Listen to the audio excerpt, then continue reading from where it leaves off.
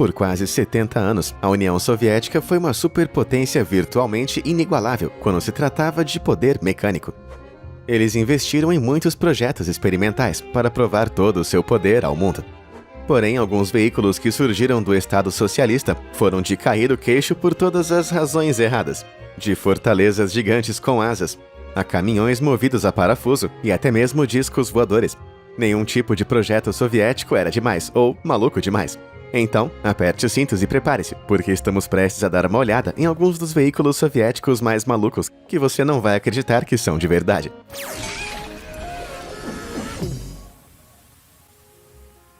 (2B1 Oka). Na União Soviética, toda essa ideia de maior é sempre melhor ficou incrivelmente clara desde a criação do 2B1 Oka.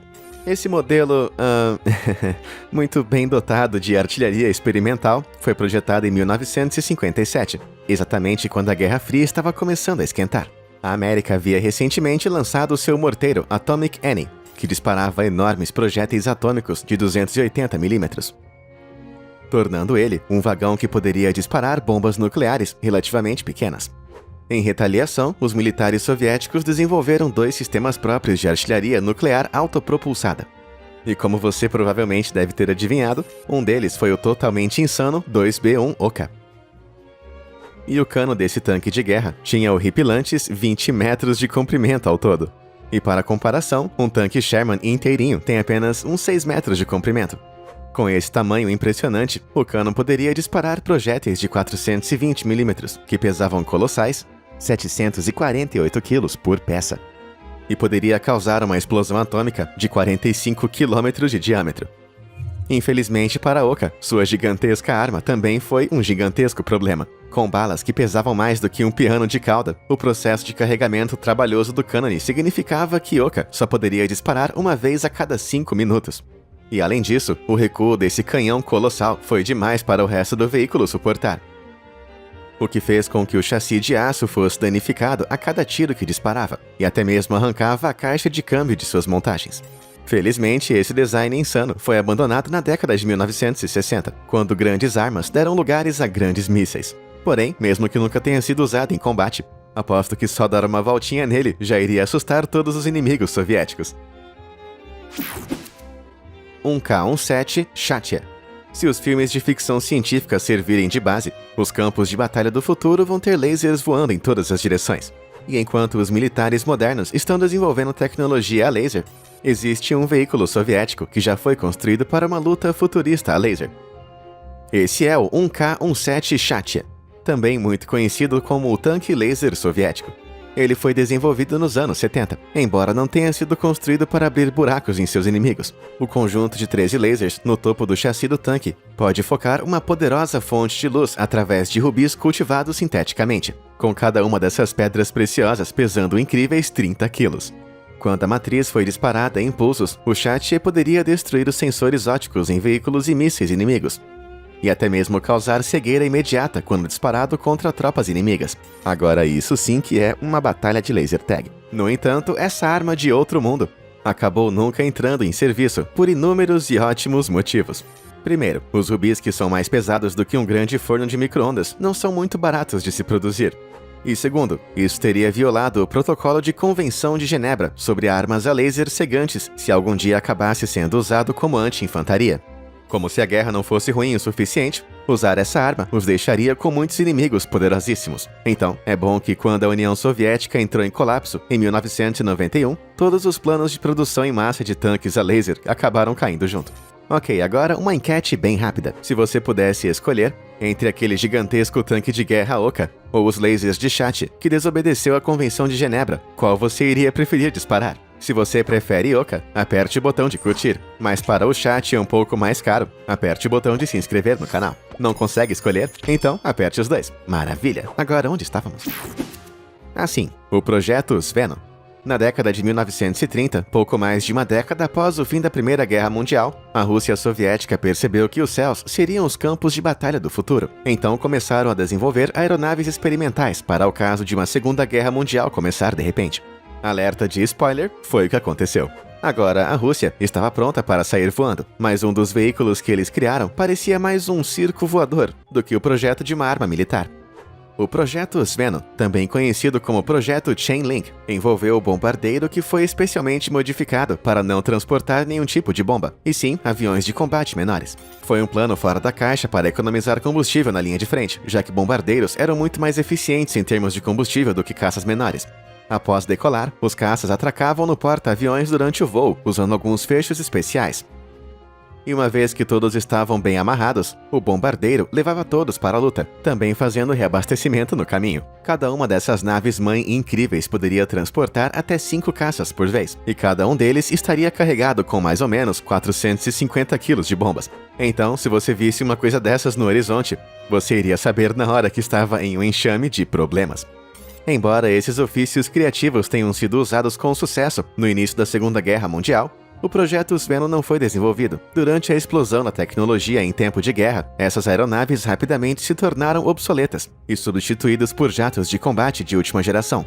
Esse design não decolou com os militares, mas eu me pergunto se o projeto encontrou um lar na cena do circo soviético.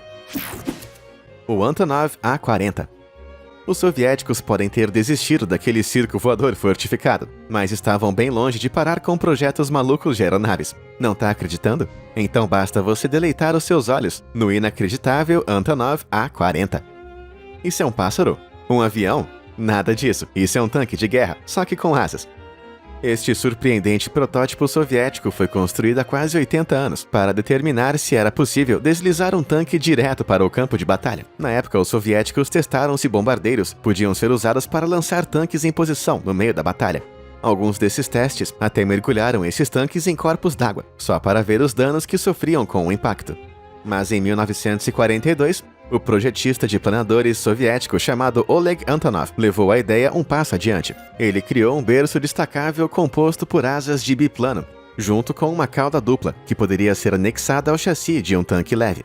O A-40 seria então rebocado por um bombardeiro e lançado, deslizando em um território inimigo, onde poderia abrir as suas asas e lutar como um tanque de guerra como qualquer outro. No entanto, durante o voo inaugural do A-40, o bombardeiro que o rebocava foi forçado a soltá-lo um pouco mais cedo, devido à incrível quantidade de arrasto que o tanque gerou. Ele parecia mais uma âncora do que com um avião. Embora o tanque e seu piloto tenham conseguido sobreviver a essa queda, o projeto do avião não teve essa sorte. Ele foi ironicamente descartado em favor de sistemas de armas mais convencionais. Certeza que aquele piloto ficou aliviado, ou devo dizer, motorista. O MiL-Mi-10. Agora, quando os militares soviéticos queriam fazer algum trabalho pesado, eles chamavam um helicóptero chamado MiL-Mi-10. Apesar de parecer o filho de um helicóptero junto com uma aranha, as longas pernas desse helicóptero não eram para escalar prédios ou tecer algumas teias entre as nuvens. Ele foi projetado no final da década de 1950 para transportar cargas grandes e bem volumosas, que o maior helicóptero do sindicato na época, o MiL-Mi-6, não podia carregar. Enquanto o Mi-6 podia transportar pouco mais de 13 mil quilos, o design mais leve do Mi-10 e a plataforma externa permitiam que carregasse até 15 mil quilos de equipamentos de formato estranho. Com aquelas pernas compridas e desengonçadas, chegando a quase 9 metros de altura, o helicóptero poderia taxiar sobre suas cargas, prendê-las à fuselagem e sair voando com tudo sendo rebocado. Isso variou de caminhões e ônibus a prédios totalmente construídos. Todas essas foram visões tão estranhas e chocantes para as pessoas que o Mi-10 foi apresentado em demonstrações e shows aéreos em todo o mundo para mostrar suas características únicas. Mesmo que a produção em massa desse projeto maluco de guindaste voador não tenha decolado, 55 desses Mi-10 foram produzidos durante a década de 60 e alguns deles ainda estavam sendo usados em 2013. Eu acho que bons pares de pernas nunca saem de moda. O K-84 Ekaterimburgo. De 1950 até 1997, a União Soviética e mais tarde a Rússia construiu um total de 245 submarinos movidos a energia nuclear. Isso simplesmente foi mais do que todas as outras nações juntas. Mas a obsessão dos submarinos soviéticos quase causou um dos piores desastres nucleares de toda a história da humanidade. No ano de 2011, o submarino de mísseis balísticos movido a energia nuclear, chamado K-84, também conhecido como Ekaterimburgo, fez uma rápida parada em uma doca seca. Construído em 82, o submarino de quase 170 metros de comprimento era alimentado por 2 reatores nucleares e podia transportar até 16 mísseis nucleares. Mas durante alguns trabalhos de soldagem de rotina, um incêndio fatal aconteceu ao longo do andaime de madeira que cercava sua proa. Isso rapidamente se espalhou para o próprio submarino, e por um dia inteiro, os bombeiros lutaram para controlar esse incêndio. O submarino carregava apenas 4 mísseis nucleares na época, mas se ele tivesse explodido, teria causado um acidente nuclear comparável ao infame colapso de Chernobyl. Por mais catastrófico que poderia ter sido, o K-84 foi gradualmente reparado, expondo o tamanho daquele conjunto de sonares que tem no submarino. Pode ser uma armadilha nuclear mortal, só que mais alguém acha que isso parece aquele navio super legal daquele filme Atlântida, da Disney. Embora pareça sair de uma aventura de ficção científica, essa grande lâmpada é na verdade a câmara acústica do conjunto de sonares. Isso é usado para analisar as ondas sonoras do equipamento de sonar e traduzi-las em dados visuais, para que o submarino possa navegar debaixo d'água. Por mais legal que isso pareça, essa câmera estava cheia de um líquido altamente inflamável, que quase pegou fogo durante esse incidente. Eu não sei o que é mais maluco, o fato de que esses submarinos são feitas de bombas, ou que os soviéticos já tiveram 245 deles. O M-15 Belphegor. Muitas vezes referido como o avião mais feio de todo o mundo, o M-15 Belphegor certamente não é a aeronave mais bonitinha de se olhar. Vinda do estado satélite soviético da Polônia, esse espanador projetado pelo governo deveria ser o substituto do antigo e confiável biplano AN-2.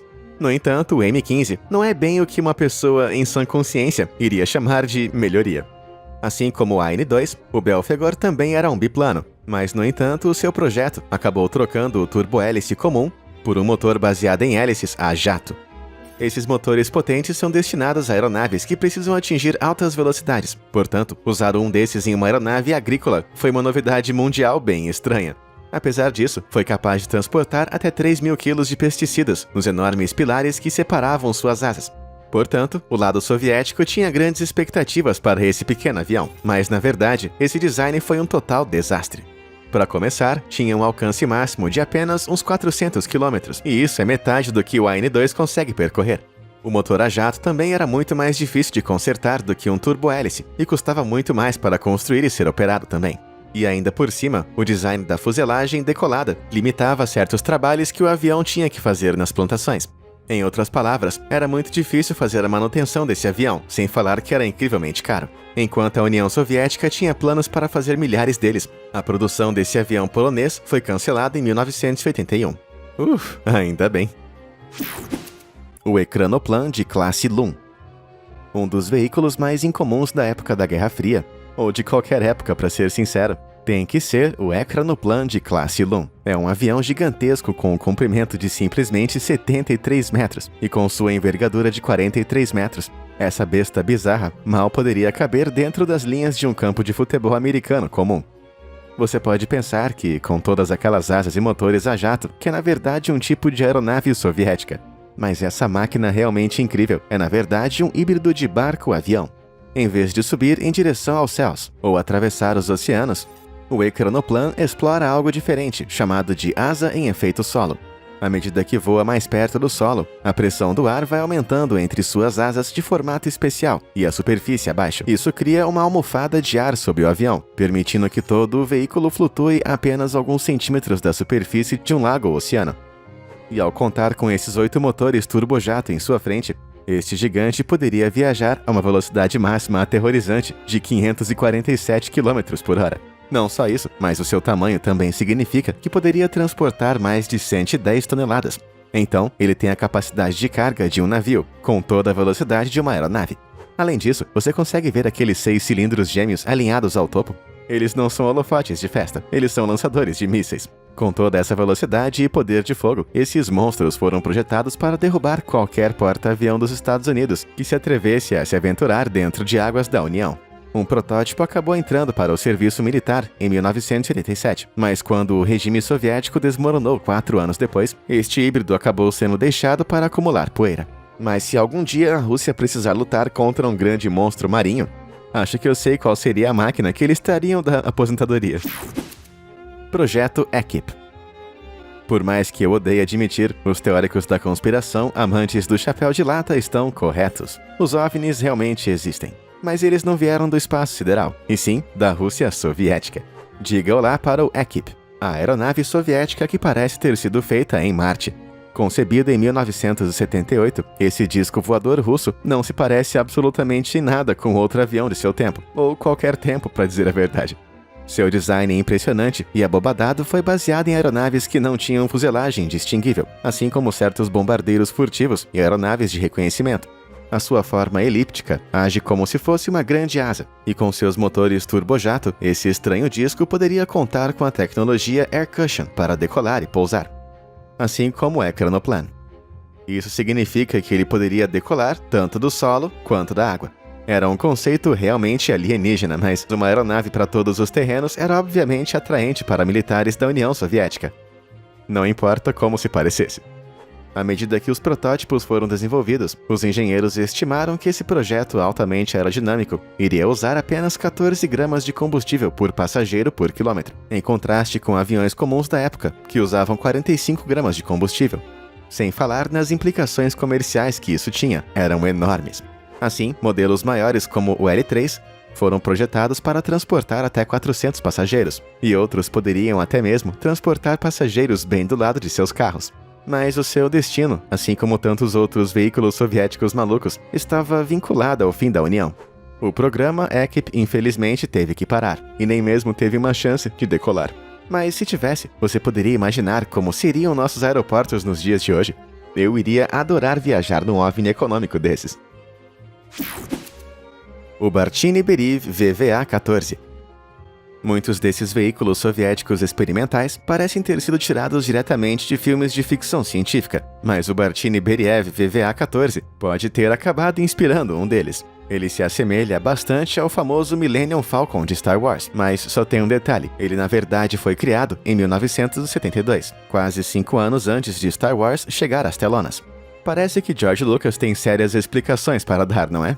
O VVA, na verdade, significa Vertikalno Vzletayushchaya Amphibia, ou em português, Aeronave Anfíbia de Decolagem Vertical, se você não é fluente em russo, assim como eu. Como esse título pode sugerir, essa aeronave pode decolar da água e voar em altitudes incríveis de até 10 km. Mas a aeronave também é capaz de voar apenas alguns metros acima do oceano, usando a anteriormente mencionada asa em efeito solo. Isso pode ser alcançado graças a 2 grandes pods que você pode ver conectados à fuselagem. Os 2 motores na frente criam uma almofada de ar, direcionando o escapamento para canais estreitos entre a fuselagem e as cápsulas.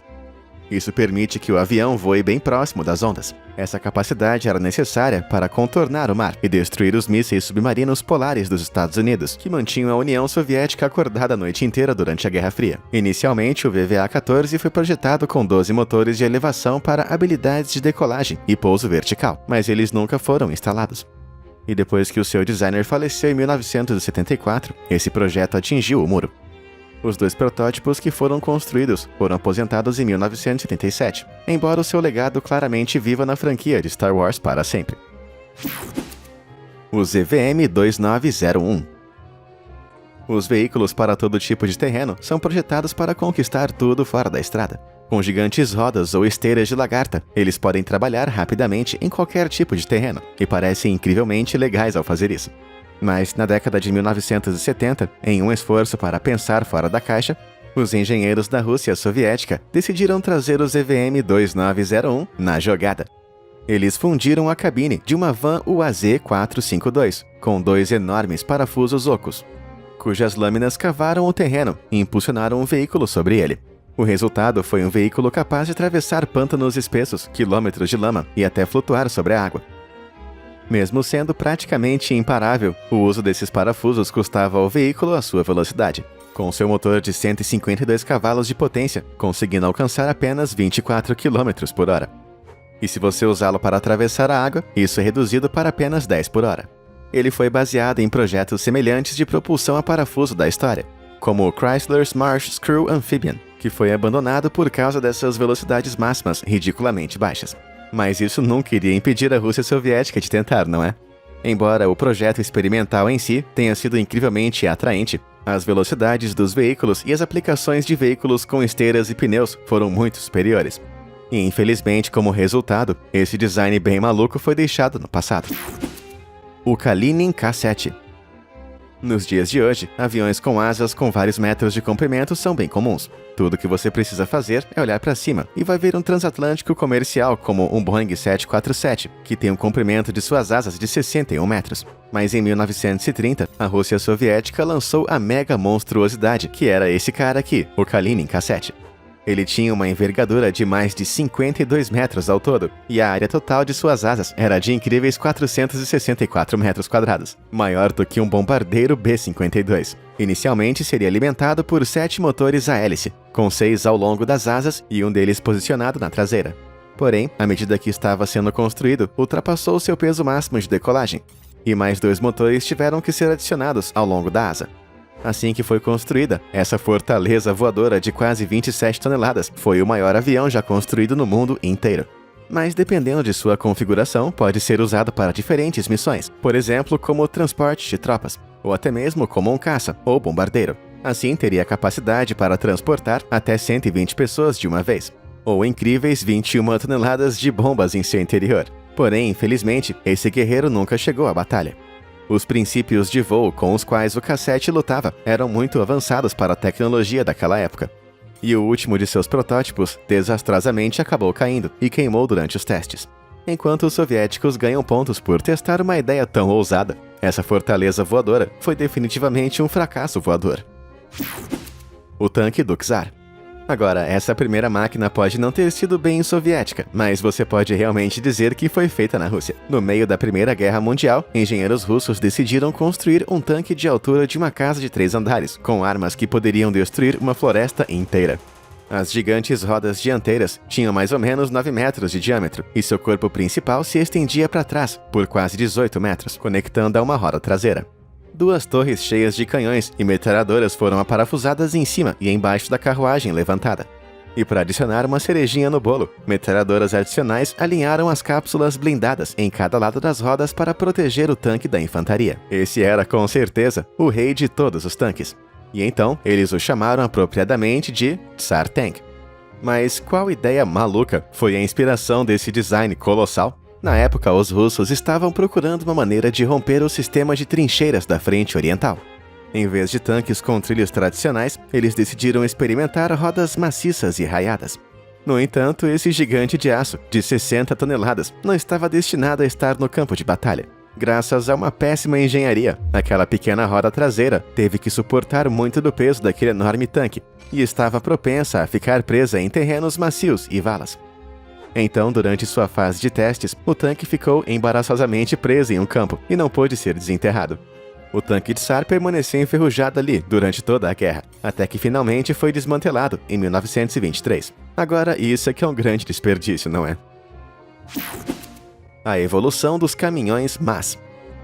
Em 1954, a Minsk Autozavod, abreviada para apenas MAZ, foi fundada em Minsk, governada pela União Soviética. Essa fábrica produziu alguns dos tratores mais confiáveis e diversificados do mercado soviético, muitas vezes transformando os veículos em caminhões para qualquer terreno, que podiam transportar cargas enormes, como o MAZ 529. Este motor uniaxial pode rebocar até 34 toneladas de praticamente qualquer coisa, de betoneiras a pistas de gelo. E isso chamou a atenção dos militares soviéticos, que encomendaram o primeiro veículo biaxial da fábrica, o MAZ 535. Só que essa fera de trator 8x8 não estava espalhando estrume por aí, e sim munições.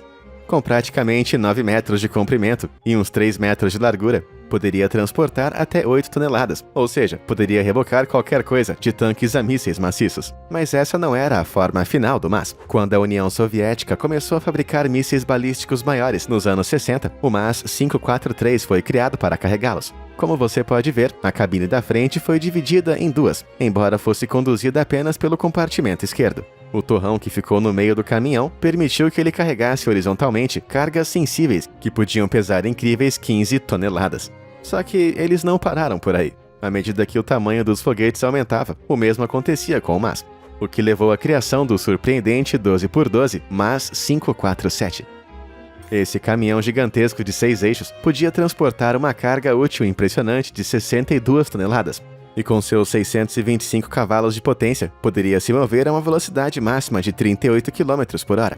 Mas então, de alguma forma, os foguetes ficaram ainda maiores, e o MAZ também ficou. O próximo sucessor, o MAS 7904, tinha incríveis 31 metros de comprimento, 6 metros de largura e podia transportar mísseis pesando incríveis 200 toneladas. Caramba, essas cabines são tão distantes que o caminhão está começando a se parecer com aquela preguiça da Era do Gelo. Mas eles pararam por aqui? É claro que não. Segure o seu queixo, pois esse é o veículo de 24 por 24 rodas, com 12 eixos, MAS 7907. Essa máquina monstruosa foi projetada para transportar os mísseis Tselina 2, que iriam pesar simplesmente mais do que 100 toneladas, e também iriam medir impressionantes 23 metros de comprimento. Isso é praticamente o mesmo tamanho que um prédio de 6 andares inteiro. Mas, infelizmente, a União Soviética entrou em colapso antes que o projeto pudesse ser lançado, e apenas alguns protótipos do 7907 foram feitos. Esse foi o fim da estrada para os projetos militares malucos do MAS, mas com certeza foi um passeio selvagem e cheio de rodas, não é? E você, qual desses veículos soviéticos você achou o mais insano de todos? Ou será que você já viu algum deles em museus com seus próprios olhos? Conta pra mim nos comentários abaixo. Muito obrigado por assistir e até a próxima!